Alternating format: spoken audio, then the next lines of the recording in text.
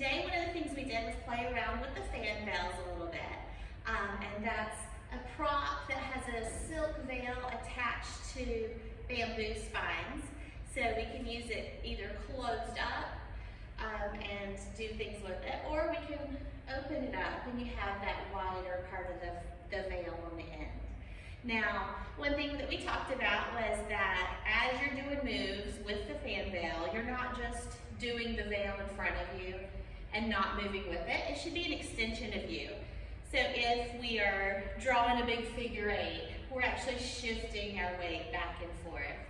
If we're going up on the side, we're kind of bending our knees and straightening with it. Anything that we're doing, we are leaning into it. We're letting it just be an extension of us. And if we're just using the one fan veil like we were today, the other hand would be on your hip. So depending on whether you're right-handed or left-handed, that's going to depend which veil that you hold and which hand you hold it in, and then which hand is going to just be resting on the hip.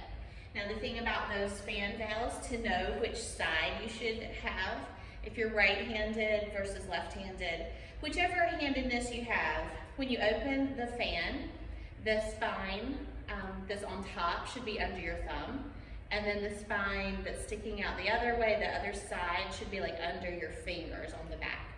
And a lot of times we hold it like this, where it's going straight along with our arm.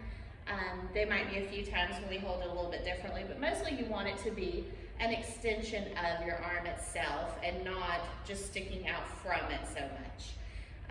So let's see what those little combos looked like, right-handed and left-handed. All right, so let me show you that little combination with the left-handed fan.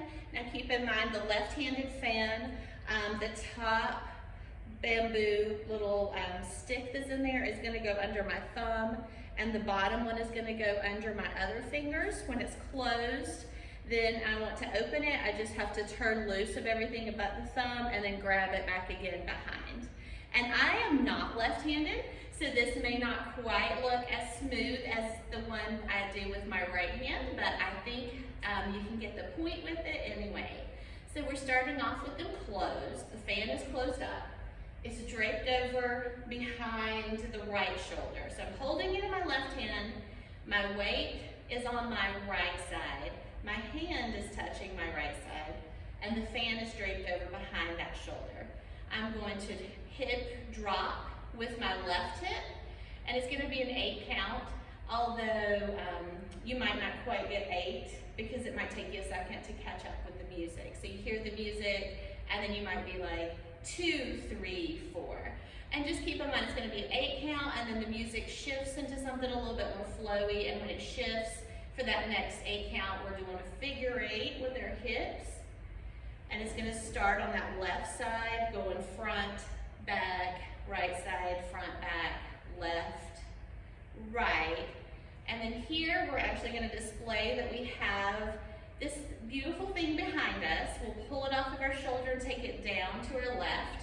And that's gonna be the start of a figure 8 that's getting drawn in front of us. So down to the left and up, down to the right, up, down to the left, down to the right, until we've made 3 full figure 8s in front of us.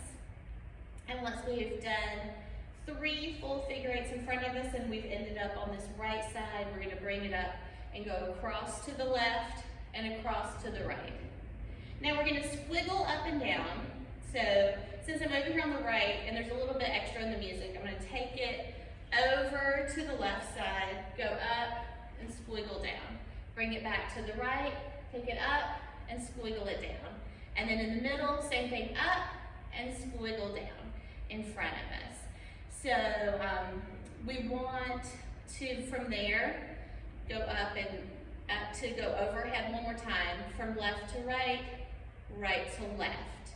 Now as we're going to the left, we're gonna keep that continuing to make a counterclockwise circle. So here's 1 big circle, 2 big circles, 3 big circles. And once I get it up to about chest level of that 3rd circle, then I'm gonna start turning to the back and opening my fan carefully. so that it doesn't show up so much that I'm opening it. And by the time I get turned back around, I have this beautiful fan open and the tail of it flowing behind me. The way I opened it was just to kind of turn loose of that back side, holding on with the thumb, letting the rest fall out, and then catching it again after it fell open. If you have to, you can kind of push it with your fingers. It's going to depend on how much your fan has been used, just how tight or how loose it is. So now everything else though, once we get back around to the front, is going to have to do with the fan being open and full. And it's going to mimic some of the same things we did with it closed. We're going to start off with figure eights. So we get it around and we go left and up, right and up, left, right. We're only going to do two. Here we're going to do kind of mimicking our squiggle, but our fan is open, so it's more like we're going to push it up and then bring it down in the ripple pattern. So that was to the right and to the left. Now we need to move it overhead. We're going to go right to left, left to right, right to left, left to right. So it repeats twice. And then behind our head, in front of our body. Behind our head, in front of our body. And the last time we do all of this, because that part with the figure eights and the squiggle down and the passing it overhead and the around the in front, all of that is going to repeat 3 times. So after we repeated it 3 times and we have a little turn in between each one, when we've brought it around and in front, then we're turning. We take 8 counts to turn, or 4 steps. And the last time we've done that, we're going to flip it up behind ourselves as a little pose.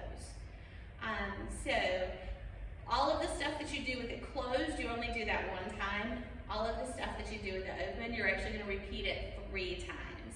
So once you've done it the first time, you're good to go with all the rest of it. You know, you just have to repeat exactly the same thing, and then listen for the final beat to just pull it up behind yourself and pose with it.